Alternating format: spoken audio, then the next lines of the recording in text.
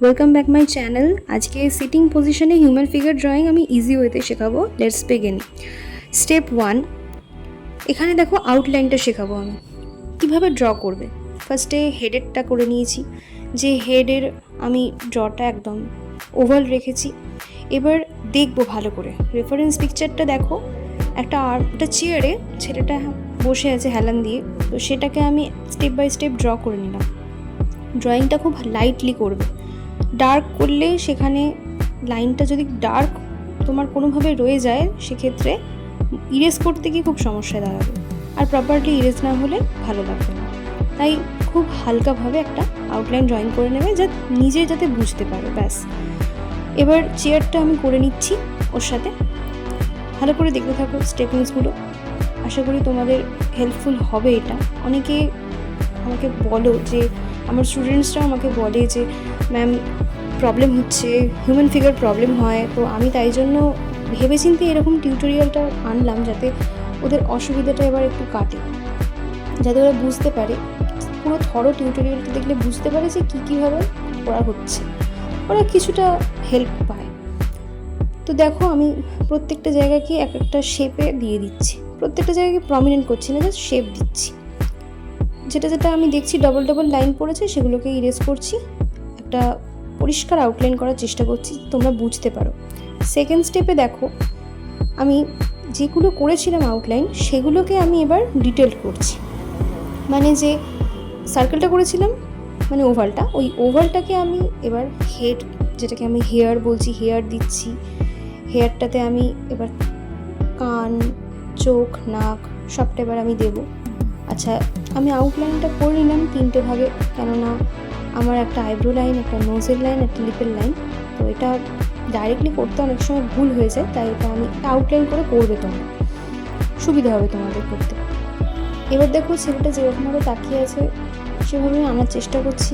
Actually এখানে পোর্ট্রেটের কোনো ব্যাপার নেই, পোর্ট্রেট হলে আমি মানে সিমিলারিটি মেনটেন করতাম, একদম হুবহু ব্যাপারটা আনার চেষ্টা করতাম, কিন্তু যেহেতু এটা পোর্ট্রেট নয় তাই এখানে পোর্ট্রেটের মতো কোনো রকম টেকনিক ইউজ হবে না। এখানে নর্মাল অ্যাপ্লিকেশন হবে কিসের, যেরকম আমি তাকিয়ে আছে ছেলেটা যেদিকে সেরকম হবে, তাই নর্মাল আমি করেছি। হেয়ারের টেক্সচারটা আমি চেঞ্জ করার চেষ্টা করছি, তাই হালকাভাবে একটা শেড দিয়ে দিয়েছি। এগুলো তোমরা আস্তে আস্তে দেখে নাও, ফলো করলে আস্তে আস্তে বুঝতে পারবে যেরকম করছি। হেয়ারের টেক্সচারটা আমার ওপর দিকে আছে, তাই পেন্সিল দিয়ে আমি ওপর দিকে টানছি, কোনোভাবেই নিচের দিকে করব না। আমি দেখে নেবো ডাইরেকশানটা কোন দিকে আছে। এই রেফারেন্স পিকচারে এরকম ডাইরেকশান আছে, তোমরা যদি কোনো রেফারেন্স পিকচার তোমরা নিয়ে শুরু করো কাজ, তাহলে সেখানে দেখে নেবে কেমন আছে, তো সেইভাবে এগোবে। জামায় দেখো একটা লেয়ার আছে, এটা একটা ফুল যে হাতা যে জামা হয় না শীতকালে পরে, তো সেরকম একটা গেঞ্জি টাইপের, তো সেইটার যে একটা টেক্সচার সেরকম যে লেয়ারগুলো পরে, জামাটা পরে বসলে কোথাও একটা যে লেয়ারগুলো পরে সেগুলো আমি দেখানোর চেষ্টা করেছি। প্যান্টে লেয়ার দেখানো যেত, যদি এটা একটু ফোলা প্যান্ট হতো তাহলে হতো, যেহেতু ফোলা প্যান্ট নয় তাই এখানে লেয়ার দেখাবো না। আরও একটা কারণ কি, এটা ব্ল্যাক কালারের প্যান্ট, তো আমি কালারটা মেনটেন করবো, তাই এখানে একদম হালকা করে আমি রেখেছি, জাস্ট লাইনগুলো দিয়ে দিয়েছি, কোনো রকম লেয়ার করিনি।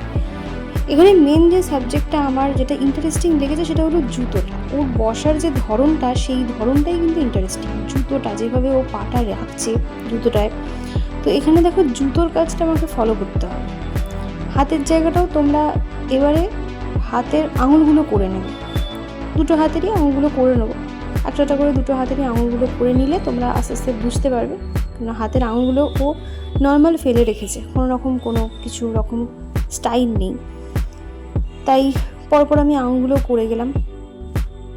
এবার দেখতে থাকো তোমরা পরপর, আশা করি একটু বুঝতে পারছো। যারা বিগিনার্স আছো এটা তাদের জন্যই আমার স্পেশালি বানানো, কারণ স্টুডেন্টরা অনেক সময় বুঝতে পারে না তারা কিভাবে শুরু করব না করব। সবারই একটাই কোয়েশ্চেন থাকে যে ম্যাম কীভাবে শুরু করব, কোথা থেকে শুরু করব, তো বুঝতে পারে না, আমি বোঝাতে পারি না। তো তাই জন্য আমি এটা ভেবেচিন্তে বার করলাম যে সিটিং পজিশনের টিউটোরিয়াল একটা বার করা দরকার, তাই সবার কথাই ভেবে স্পেশালি বিগিনার্সদের জন্য আমি এটা বার করলাম। তো দেখো এবার জুতোটা করছি আমি। জুতোর যে ভাঁজটা আছে সেটা, এটা সামনে আছে সেটাকে একটু অন্যরকম, যেটা পিছন দিকে আছে সেটা একটু স্মল সাইজ হচ্ছে। আর জুতোর পজিশনটা মেন সাবজেক্ট কিন্তু এখানে, পুরো ফিগারটাই মেন সাবজেক্ট, বাট জুতোর পজিশনটা আমার মেন ইন্টারেস্টিং পয়েন্ট, ওটাই একটু অন্যরকম। তাই জন্য যেটা একটু অন্যরকম সেটাই আমার ইন্টারেস্টিং পয়েন্ট। চেয়ারটাও আমি দেখো আউটলাইনটা করেই নিলাম। চেয়ারে এখন শেডিং দেবো না, ওটা স্টেপ 3-তে দেবো শেডিং। স্টেপ 2-তে নর্মাল আউটলাইন পরিষ্কারভাবে করে নেবে। আর আউটলাইনের ওপর কিন্তু খুব ডিপেন্ড করে স্কেচিং বলো যে কোনো কাজ। তো আউটলাইনটা পারফেকশনের ওপর ভীষণ জোর দেবে। আর খুব ডার্ক করবে না, কিছুটা ডার্ক করবে যাতে একবারে ইরেজ করলে উঠে যায়। যেগুলো যেগুলো আমার ডাবল লাইন ছিল আমি ইরেজ করে নিলাম, সিঙ্গেল লাইনে সব কটাকে রেখে দিলাম। আচ্ছা, এবার স্টেপ 3-তে আমি দেখো চেয়ারটাকে এবার ডার্ক করছি, খুব লাইট শেড দিচ্ছি। কেন, এখানে আমার এটা শেডিংয়ের টিউটোরিয়াল নয়, তো শেডিংয়ের টিউটোরিয়াল অন্য একদিন দেখাবো। ওখানে আমি ডেপথ তোমাকে বোঝাবো যে light tone, dark tone, mid tone যেগুলো আছে সেগুলো শেডিংয়ের টিউটোরিয়াল একদিনে দেখাবো।